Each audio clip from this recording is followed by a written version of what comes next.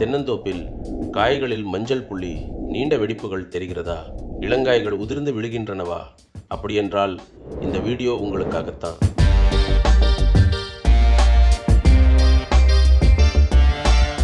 வணக்கம் விவசாயிகளே. இந்த பிரச்சனைக்கு முக்கிய காரணம் தென்னை சிலந்தி பூச்சி. இது கண்ணுக்கு தெரியாத அளவுக்கு மிகவும் சிறிய பூச்சி. ஆனால் அதனால் ஏற்படும் சேதம் மட்டும் மிகப்பெரியது. கர்நாடகத்தில் ಬೆಳೆಮೇಲೆದು ಹಾಸನ್, ತುಮಕೂರು, ಮಾಂಡ್ಯ, ಮೈಸೂರು, ಚಿಕ್ಕಮಗಳೂರು மாவட்டங்கள் உட்பட சுமார் 5.5 முதல் 6 லட்சம் ஹெக்டேர் பரப்பளவில் தென்னை பயிரிடுகிறார்கள். இந்த பயிரை நம்பி 8 to 10 லட்சம் விவசாய குடும்பங்கள் இதை நம்பியுள்ளன. துறையின் மதிப்பீட்டின்படி சுமார் 2 முதல் 3 லட்சம் ஹெக்டேர் பரப்பளவில் தென்னை சிலந்தி பூச்சி பாதிப்பு உள்ளது. பொருளாதார இழப்பை நாம் பார்க்க போனால் ஒரு மரத்திற்கு ஒரு வருடத்திற்கு சுமார் 20 முதல் 40 தேங்காய்கள் வரை இழப்பு ஏற்படுகிறது. ஒரு ஏக்கருக்கு ஆண்டுதோறும் சுமார் 15,000 முதல் 40,000 ரூபாய் வரையிலான நஷ்டத்தை இன்று விவசாயிகள் அனுபவிக்கிறார்கள். இதை மாநில அளவில் கணக்கிட்டால் இது பல 100 கோடி ரூபாய் நஷ்டத்திற்கு காரணமாகிறது. சிலந்தி பூச்சி எப்படி சேதத்தை ஏற்படுத்துகிறது என்பது உங்கள் கேள்வியாக இருக்கலாம். இந்த பூச்சியானது பொதுவாக 2 இருந்து 6 மாத இளங்காய்களில் காணப்படும். இது காயின் மேலுள்ள பெரியனப்படும், அதாவது மேலே ஒட்டியிருக்குமே அந்த பகுதிக்குள் நுழைந்து காயின் சாற்றை உறிஞ்சுகிறது. அப்படி உறிஞ்சுவதன் விளைவாக தேங்காய்களின் மீது மஞ்சள் அல்லது வெள்ளை நிறத்திலான புள்ளிகள் தோன்ற ஆரம்பிக்கின்றன. அதன் பிறகு நீளமான வெடிப்புகள் ஏற்படுகின்றன. சில சமயங்களில் தேன் போன்ற ஒரு திரவமும் கூட வெளியே வரக்கூடும். ஆகவே இளங்காய்கள் உதிர்ந்து விழுவதற்கான வாய்ப்புகளும் இருக்கின்றன. ஒருவேளை இந்த காய் மரத்திலேயே தங்கிவிட்டாலும் கூட அதற்குள் இருக்கும் கொப்பரையின் அளவு குறைந்துவிடும்.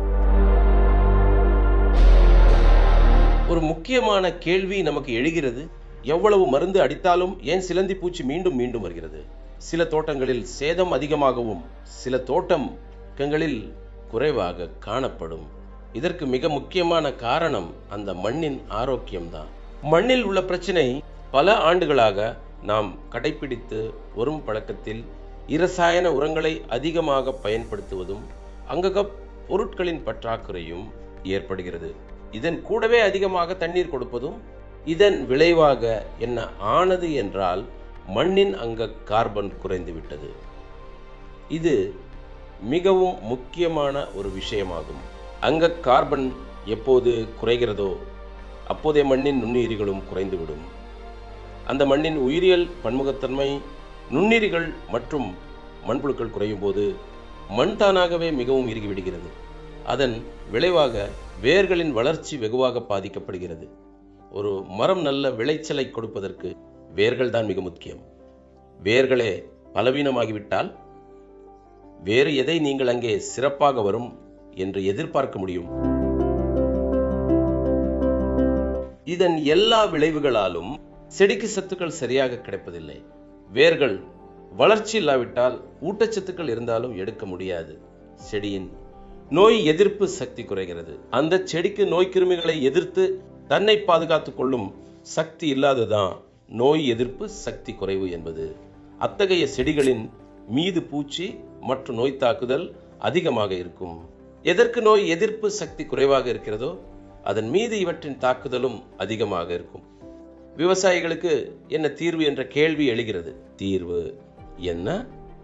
முதலாவதாக செய்ய வேண்டிய அடிப்படை விஷயம் மண்ணின் ஆரோக்கியத்தை சீரமைக்க வேண்டும்.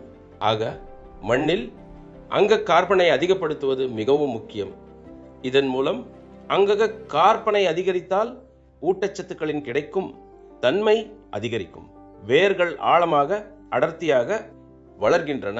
மண் தண்ணீரை அதிகமாக பிடித்து வைக்கும் சக்தி அதிகமாகும். நுண்ணுயிரிகளின் செயல்பாடு அதிகரிக்கும். மண்புழுக்களின் செயல்பாடும் அதிகரிக்கும். செடியானது நோய் மற்றும் பூச்சிகளை எதிர்க்கும் அற்புதமான சக்தி அந்த செடிக்கு, அந்த மரத்திற்கு வருகிறது. சரி, அப்போ மண்ணை எப்படி புத்திரூட்டுவது என்ற ஒரு பெரிய கேள்வி எழுகிறது. யூரியா போடணுமா, டிஏபி போடணுமா என்பது போன்ற பல கேள்விகள் எழுகின்றன. நண்பர்களே, இது மிகவும் எளிது.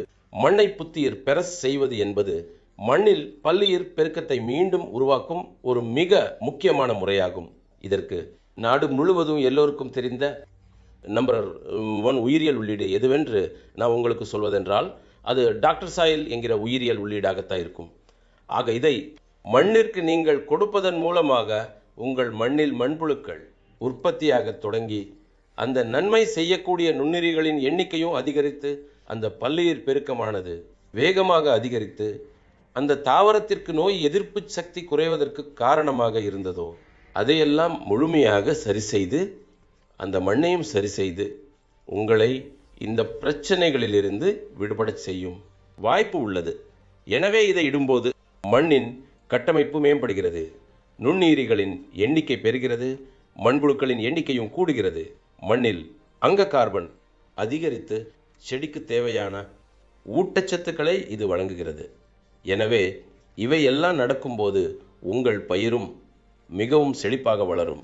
எனவே விவசாயிகளுக்கு என் தரப்பிலிருந்து ஒரு முக்கிய அறிவுரை, பூச்சி கட்டுப்பாட்டிற்கு மருந்து தெளிப்பது தவறல்ல, நிச்சயமாக அடிக்க வேண்டும். ஆனால் மருந்து மட்டும் போதுமானதாக இருக்காது. ஆக முதலாவதாக உங்கள் மண்ணை மிகவும் வலுவாக மாற்ற வேண்டும். பல்லுயிர் பெருக்கத்தை அதிகப்படுத்திக் கொள்ள வேண்டும்.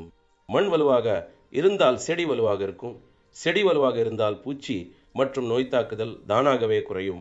இந்த தகவல் உங்களுக்கு பயனுள்ளதாக இருந்தால் வீடியோவை லைக் செய்யுங்கள், எங்கள் சேனலை சப்ஸ்கிரைப் செய்யுங்கள், உங்கள் தோட்டத்தில் உள்ள பிரச்சனைகளை கமெண்டில் தெரிவியுங்கள். மண்ணை பாதுகாப்போம், பயிரையும் பாதுகாப்போம், உங்கள் வருமானத்தையும் பாதுகாப்போம். மிக்க நன்றி.